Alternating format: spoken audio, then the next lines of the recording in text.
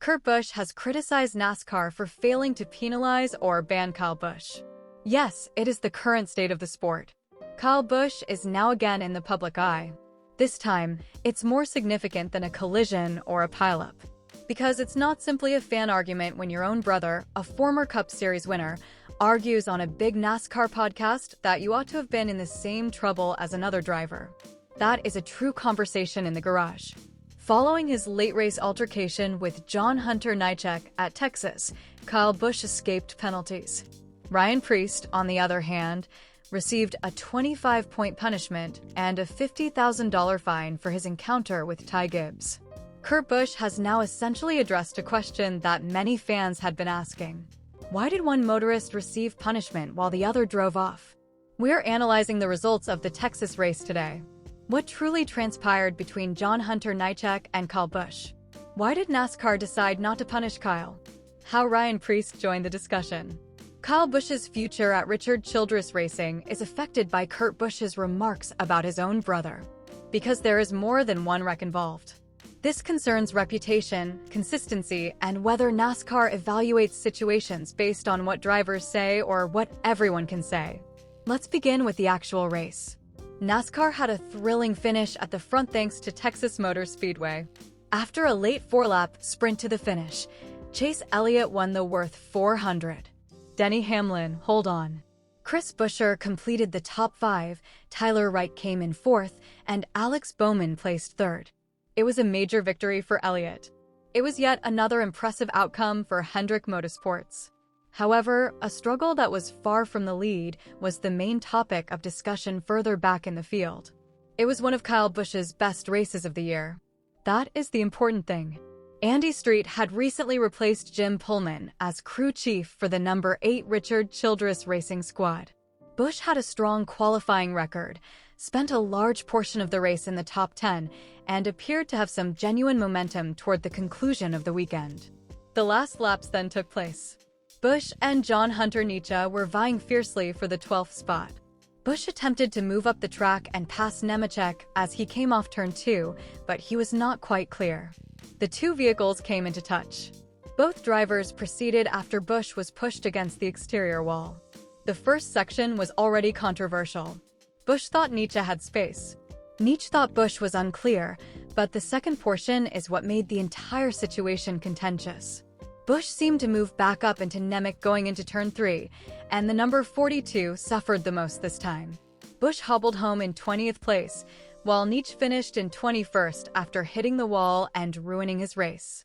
Nemechek commented not freaking clear after the race because he was irritated. I had a great day until I was completely destroyed. What a fantastic app. It wasn't subtle. In response, Kyle Busch wrote, I did not start this, in an attempt to justify himself using SMT statistics. The 42-foot doesn't seem to know where he is in reference to the outside wall or where his car's RS is. I was measuring my left side tires to the hash markings when I was 2 feet ahead of him. Know who you're racing with at all times. Everyone's attention was drawn to Kyle's statement, I did not start this, since many fans questioned whether he was essentially acknowledging that he had finished it if he hadn't started it. At that point, it was impossible to avoid drawing comparisons to Ryan Preece. Preece had an incident with Ty Gibbs in the same race. The Preece had been angry with Gibbs on the radio earlier. What a freaking idiot that kid is, he remarked.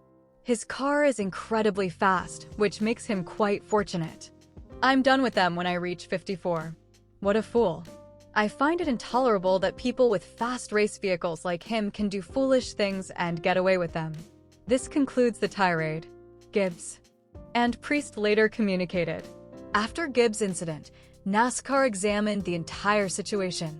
NASCAR determined that Preece was over the line based on the radio transmission, the collision, the aftermath, and the intent.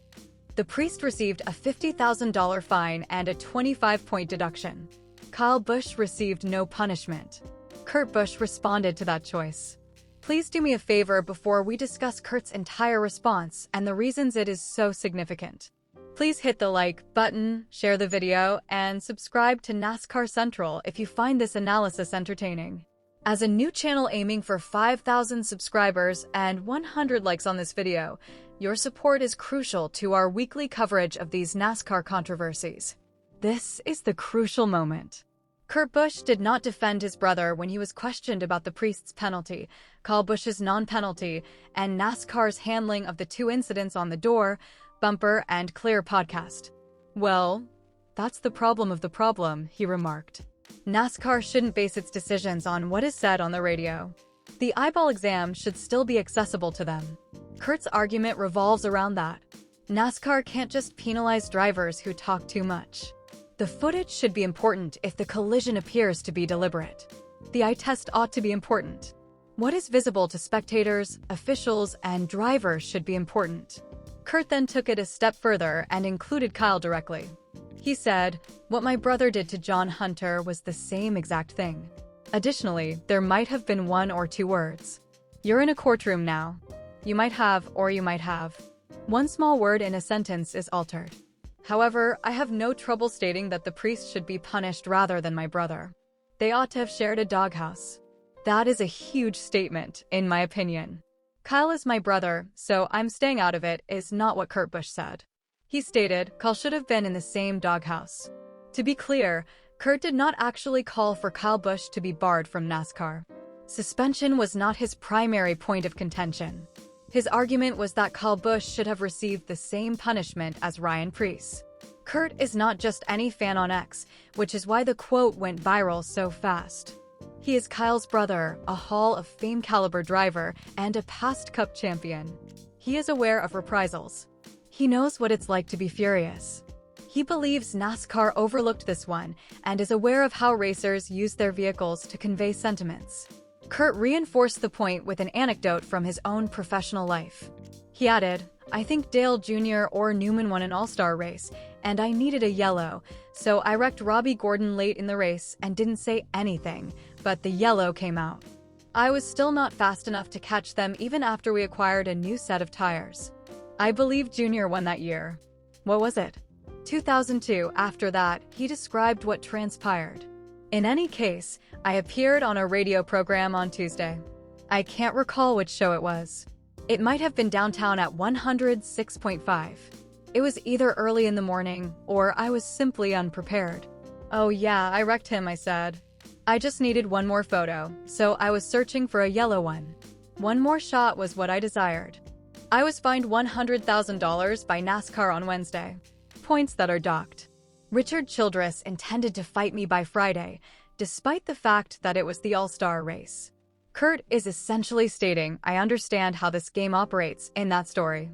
NASCAR may penalize you if you confess. Perhaps they won't be able to if you remain silent. And that's precisely the issue with Priest and Kyle that people are observing. The priest said too much. Kyle stood up for himself. The priest provided NASCAR vocabulary. Kyle provided NASCAR with a refusal to cooperate. Drivers may therefore take the wrong lesson from this. Retaliation should not be avoided. Just don't acknowledge taking revenge. That is the riskiest aspect of the entire discussion. According to NASCAR's explanation, it examined SMT data, video, in-car audio, and other relevant materials. NASCAR felt that Priest's audio matched the on-track contact. He declared that he had had enough of Gibbs. After that, Gibbs was completely destroyed. That provided NASCAR with the necessary intent. NASCAR claimed that there was insufficient evidence in Kyle's case to demonstrate intent. According to Busch, the initial communication began because Nietzsche was unsure about his location. After reviewing the information, NASCAR decided not to punish him. Kurt Busch, however, felt that was insufficient. His argument was straightforward. Make use of your sight. Additionally, Kyle's incident did not appear to be clean when you use your eyes. Many fans perceived it that way as well. Some ex-fans believe that Kyle's initial action is debatable. However, the second interaction appeared to be revenge. Nietzsche kept his ground, according to others. Kyle was unclear, so he vented his annoyance on the number 42 foot. However, Kyle had supporters as well. Nietzsche, according to several supporters, squeezed him. Some said that following the initial wall impact, the number 8 was already destroyed. Some claimed that NASCAR made the proper decision by avoiding it because it was a late race racing agreement. Kurt is not merely responding emotionally, which is precisely why his remarks are significant. He's examining the pattern. And that's where Kyle Busch's season begins to become worrisome. There have been more contentious incidents involving Kyle recently. Kyle Busch has frequently made headlines, though not necessarily due to his victories. He's been irritated. On-track incidents have taken him off guard. He has been publicly defending himself. All of this is taking place while his performance at Richard Childress Racing continues to fall well short of what supporters anticipate from a two-time Cup winner. This is part of a larger story. It's not just other drivers that Kyle Busch is battling. He's battling a slump. He is battling a protracted losing streak. He is struggling with the fact that RCR hasn't consistently produced a winning vehicle for him. And he is struggling to maintain his identity as Kyle Busch, a driver whose name was based on winning intensity and never giving up. The issue is that the same fire begins to appear different when there are no wins. Fans referred to Kyle's victories as aggression. Fans refer to his mid-pack running as frustration, which is a harsh change for any champion. After Texas, Kyle at least achieved a respectable outcome at Watkins Glen. His second top 10 result in 3 races came in at number 8. This is significant since the 8th-place squad is in dire need of momentum. However, a top 10 does not solve the larger problem. RCR and Kyle Busch still require speed. Weekends ought to be tidier. They require finishes that advance the point situation. Additionally, they must stay out of the weekly dispute. Because Nascar might eventually determine that enough is enough if Kyle continues to become engaged in these situations. The pressure is growing even if they did not punish him following Texas. NASCAR has already had to defend its decision to not penalize him. It was questioned by Dale Earnhardt Jr., it was questioned by fans. Kurt Busch questioned it now. One non-penalty has received a lot of attention.